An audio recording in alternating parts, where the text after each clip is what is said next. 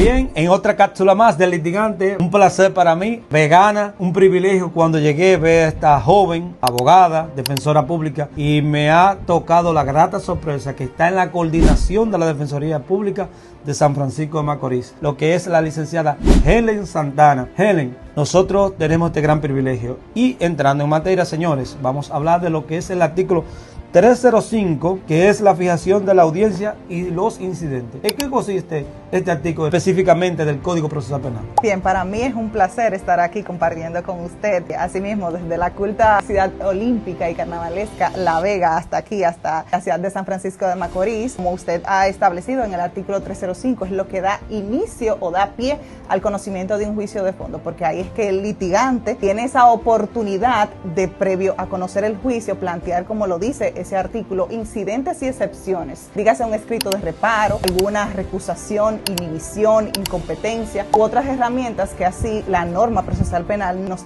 faculta para poder entonces estar preparados para el conocimiento del juicio. ¿Qué planteamiento se hace en lo que es ya el juicio desde el punto de vista, desde la defensa y desde lo que es la defensa en la parte de ustedes como defensores públicos? Bien, suele ocurrir que muchas veces en la fase preliminar, en ese escrito, en esa sentencia que emite el tribunal del auto de apertura a juicio, en ocasiones omiten pruebas de la defensa técnica que es necesario reparar dentro de esos 5 días que el auto de fijación del juicio de fondo nos faculta en ese artículo para plantear entonces ese reparo. El tribunal, la presidencia, así mismo como lo dice ese artículo, pueda referirse del tribunal colegiado o de la Cámara Penal de primera instancia sobre esa dejadez, pudiéramos decir, que ese juez pues instituyó en esa resolución, en esa sentencia, para omitir esas pruebas de la defensa técnica. Es por lo regular. De igual forma, la defensa técnica tiene la oportunidad para referirse a una incompetencia por la cuantía de la calificación jurídica admitida para discusión en juicio, o plantear aquella inhibición o recusación que entienda pertinente porque ese juez que conforme ese tribunal ya ha participado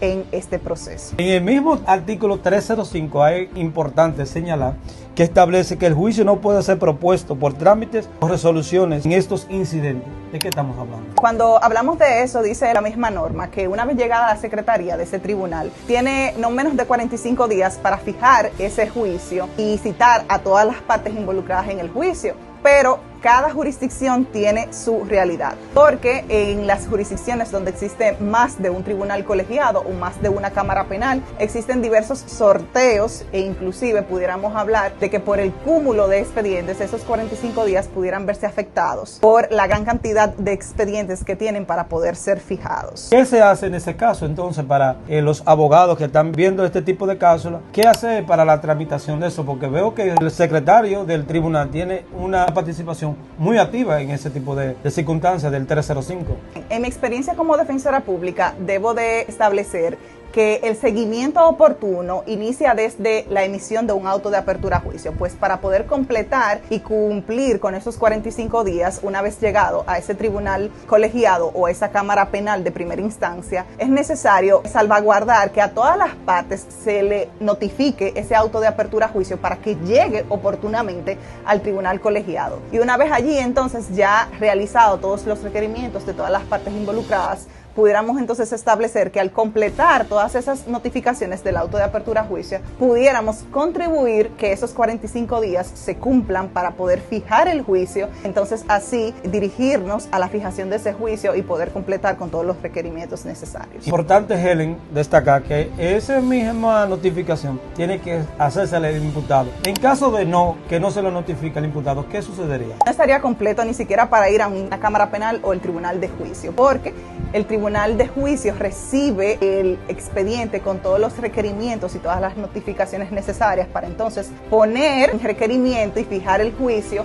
y las partes que han sido admitidas en ese auto de apertura a juicio. Es decir, como siempre se ha establecido, sin imputado no hay proceso. Entonces, ante la anuencia o ante la falta de constancia de esa notificación del auto de apertura a juicio, entonces no estaría en condiciones un proceso para pasar de la fase de instrucción a una fase de juicio. Helen, importante, y para finalizar, ¿algún aporte tú como su coordinadora de la Defensoría Pública para esa clase jurídica que está viendo este tipo de cápsulas? Les exhorto a todos que le demos seguimiento a nuestros procesos de manera, pudiéramos decir, latente en todas las notificaciones, porque es una debilidad a nivel nacional que existe para poder completar nuestros procesos, que desde que se nos emita un auto de apertura a juicio les demos la debida diligencia de que algo así lo tiene, de si el imputado pues ha sido notificado, si esas partes que viven en sectores lejanos, que es imposible o que se nos dificulta tener contacto con esas personas, comunicarnos con ellas para que pasen por el centro de citaciones y poder entonces remediar esas falencias o debilidades del sistema y poder completar los casos y así conocerlos de manera razonable, para que así nuestros imputados pues tengan un acceso a la justicia, una decisión de su proceso en un tiempo razonable. Bien, señores, nosotros encantados de tenerte a ti, Helen.